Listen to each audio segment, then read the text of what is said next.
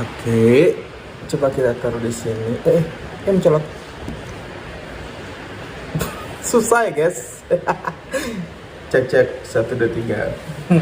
Cicak cicak di dinding. Oke teman-teman, di luar lagi hujan deras. Bukan hujan deras sih. Nggak terlalu deras. Cuman beberapa hari terakhir ini lagi hujan sambung menyambung. Semoga tidak terjadi apa-apa ya. Semoga tidak banjir. Oke, jadi saatnya renungan menjelang malam. Baik, ini renungan tipis-tipis ya. Jadi terutama untuk teman-teman saya yang Katolik ya.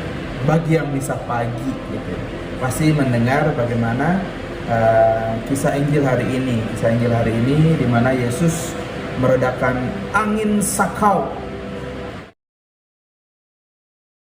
Rupanya angin sakal guys, angin sakal. Jadi angin sakal. Ya, kisahnya setelah Yesus memberi makan 5.000 orang, kemudian Yesus menyuruh murid-muridnya naik perahu lebih dahulu untuk menyeberang ke Betsaida. Sedangkan Yesus me time dulu nih, katanya doa pribadi, doa sendiri dulu. Nah kira-kira jam 3 malam itu ya 3 subuh kali ya. Yesus melihat betapa payahnya murid-murid itu menghadapi angin sakal itu. Jadi Yesus datang hendak melewati mereka. Ini ketika saya baca ini menarik nih. Yesus datang hanya untuk melewati para muridnya nih. Kayak kita begini, kita lagi naik motor, kehabisan bensin, terus teman kita cuma lewat nanya, mogok bro, seperti itu. Tapi tentu ada maksud lain ya, nanti kita kupas. Nah Yesus melewati mereka.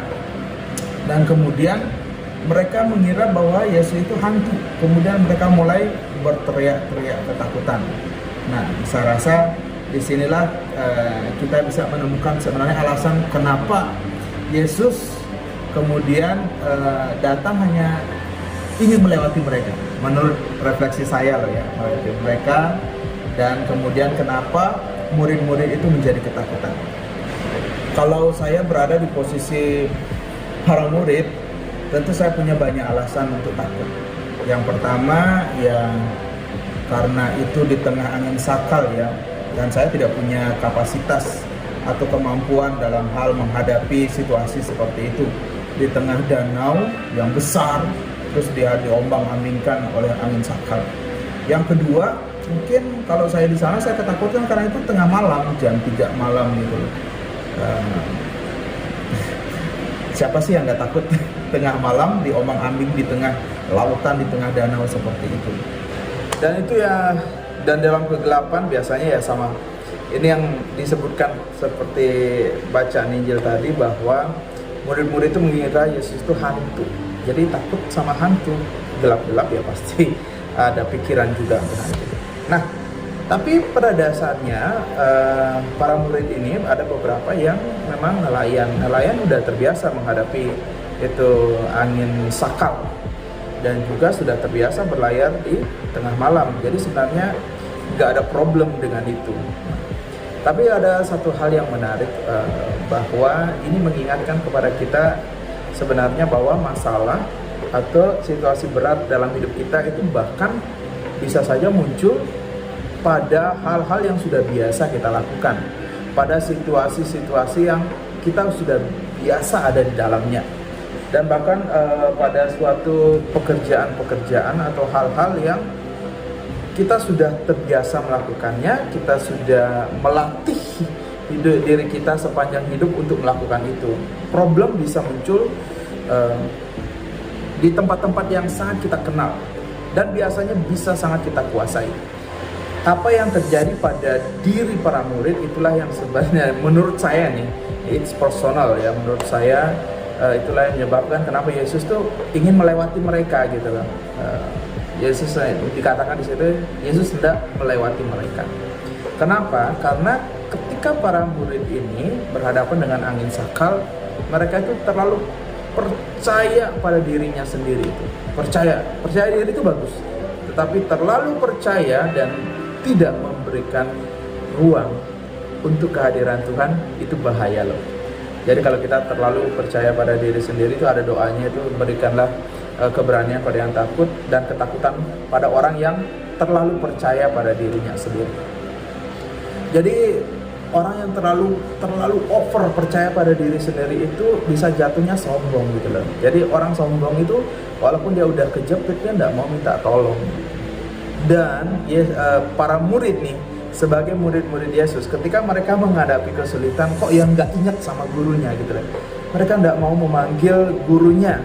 Ya, artinya bahwa Yesus tuh hendak melewati mereka, hanya mengatakan, ini loh, saya ini ada loh, kok nggak mau manggil saya gitu loh.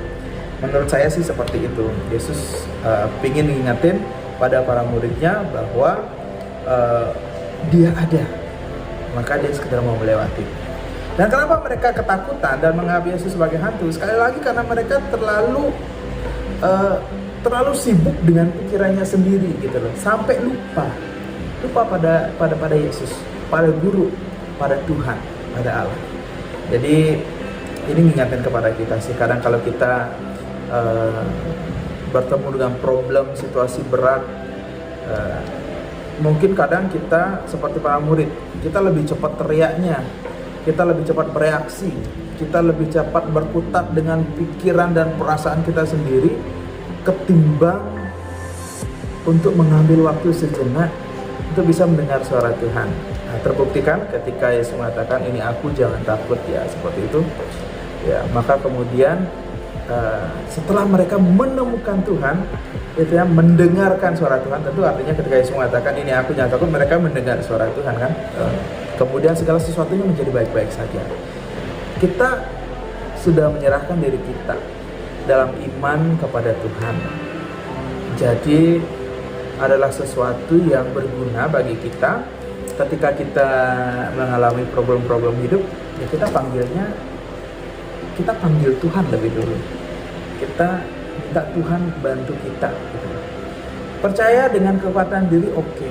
Tetapi kadang ketika kita terlalu sombong dengan kekuatan diri kita sendiri, maka kemudian kita jatuhnya malah membuat diri kita lebih terpuruk gitu.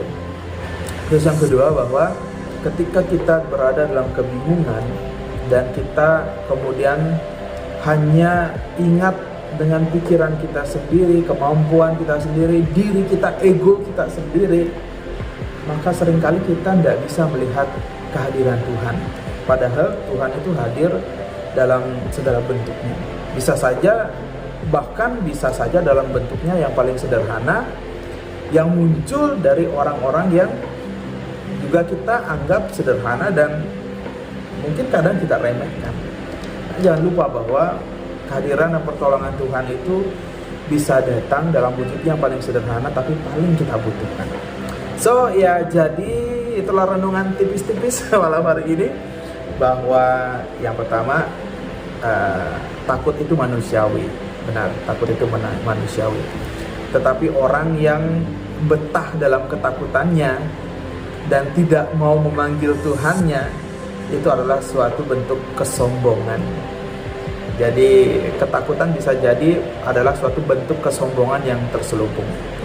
Yang kedua, bahwa ketika kita mengalami badai dalam hidup, oke, mungkin kita panik, tapi jangan lupa bahwa ketika kita mengambil waktu sejenak, ya, dan kemudian mencoba mendengarkan suara Tuhan, yakin deh, semuanya akan menjadi baik. Menjadi baik pada waktunya, akan menjadi tenang pada waktunya. Satu hal, bahwa kita harus ingat di tengah segala persoalan hidup, Tuhan tidak pernah meninggalkan kita. Asik. Tuhan memberkati.